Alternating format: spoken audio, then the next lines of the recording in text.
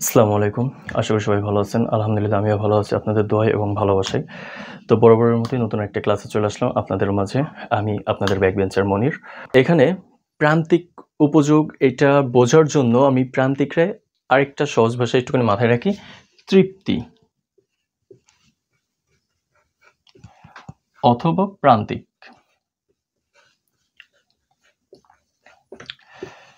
আমি প্রান্তিককে তৃপ্তি কেন বললাম?